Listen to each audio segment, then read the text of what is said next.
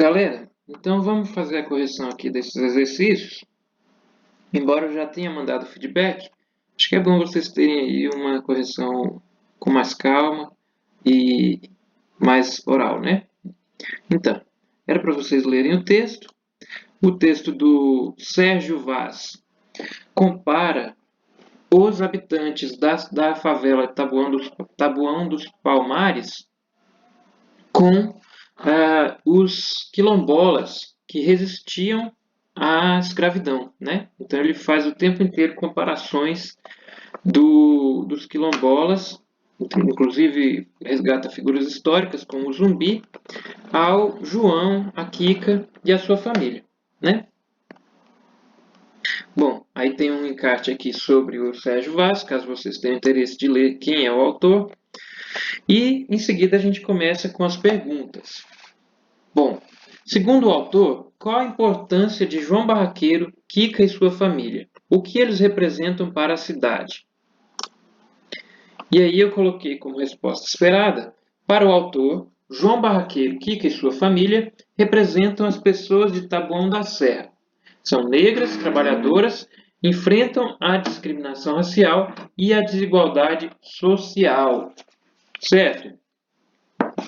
Então, qualquer coisa próxima disso eu aceitei, né? Que são pessoas dignas, são pessoas negras que enfrentam as dificuldades, apesar de serem tratados muitas vezes como os escravos eram tratados há mais de um século. Ok. Número 2.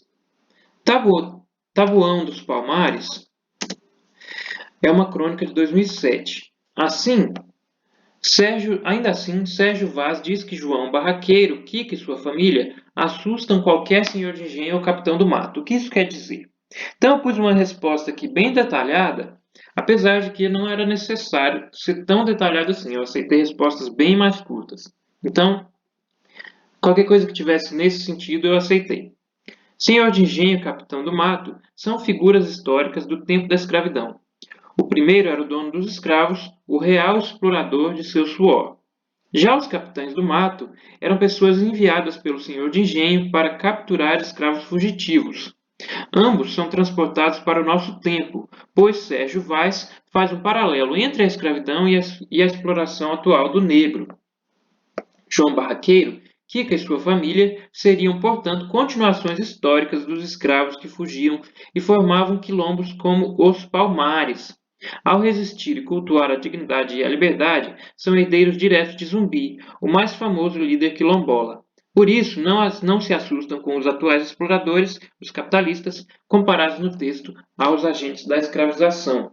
Então, gente, essa resposta, ela dá um exemplo também para quando vocês forem fazer as respostas discursivas do CESP, né, no PAS e no vestibular do CESP, da UNB.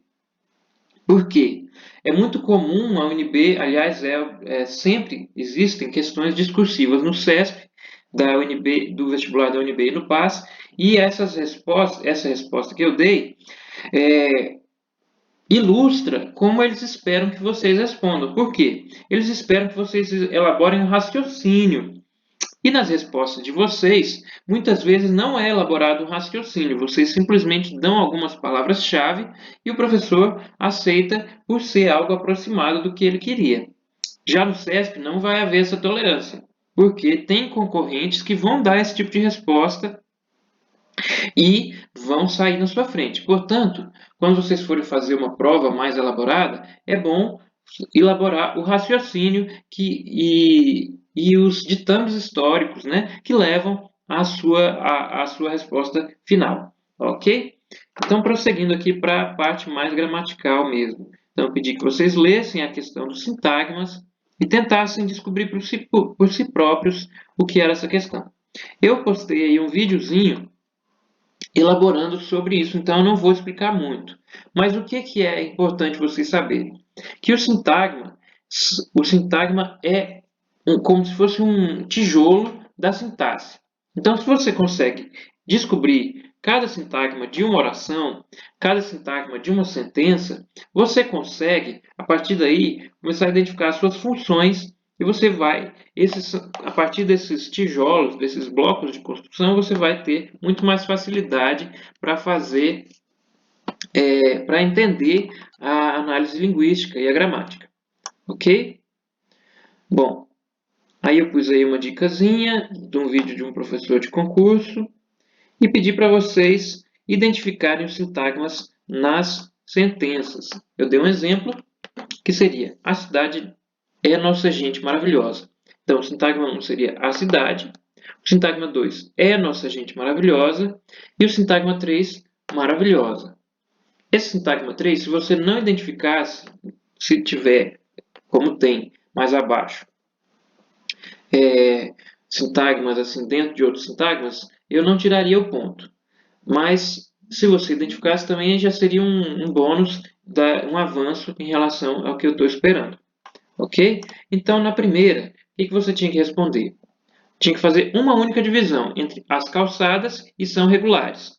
O sintagma verbal, como a gente vai ver mais para frente, sempre se inicia, sempre é marcado, na verdade, por um verbo, né? Se ele é sintagma verbal, ele tem que ser marcado por um verbo. Então, essa sentença aí é dividida no meio. As calçadas é o primeiro sintagma e são irregulares é o segundo. A segunda resposta a segunda pergunta é: Tabotão da Serra é uma cidade de 1000 faces. Então, o primeiro sintagma seria Taboão da Serra, perdão. Depois eu vou editar isso. Taboão da Serra é uma cidade de 1000 faces. Então, primeiro sintagma, Taboão da Serra. Sintagma 2, da Serra. Sintagma 3, na verdade, o sintagma 3, o sintagma 2 poderia ter, inclusive, tudo. Perdão, não pode não. Eu estava certo, eu pensei que eu estava errado e não estava. Então tá, é isso aqui. Primeiro sintagma, Taboão da Serra. Segundo sintagma, da Serra. Terceiro sintagma, é uma cidade de 1000 faces. Quarto sintagma, de 1000 faces. Então, gente, sempre que vocês virem uma preposição, desconfiem. Por quê? Preposições iniciam sintagmas. Se você não sabe o que é uma preposição, eu peço que você me avise, mas de qualquer maneira eu posso fazer um videozinho explicando o que são preposições. Tá bom? Isso aqui, gente, eu estou fazendo esse vídeo, mas eu mandei para vocês pelo e-mail, tá? Eu mandei para vocês pelo e-mail a correção. Pelo e-mail não, mandei no próprio formulário a correção, ok? Então, cada quebrada é um município no meu estado de espírito. Então, primeiro é cada quebrada, segundo é um município no meu estado de espírito, começando aí pelo verbo de ligação e o terceiro, no meu estado de espírito, quarto de espírito. Então vocês devem ter percebido, estou reiterando aqui o que eu já falei, que verbo de ligação inicia sintagma e, normalmente, né, quando está em ordem direta, o verbo de ligação, quando está em ordem direta, inicia sintagma. E a preposição sempre inicia sintagma, ok? Preposição sempre inicia sintagma. Mas ela pode estar dentro de outro sintagma? Pode. Vocês devem sempre seguir a sua intuição, porque vocês, como falantes de língua portuguesa, sabem dividir os sintagmas. Só que vocês não sabem exatamente o que é um sintagma ainda, isso eu estou introduzindo. Mas vocês sabem dividir as sentenças em partes que fazem sentido. Isso é o que é importante. Ok? Então é isso aí, gente. Até a próxima.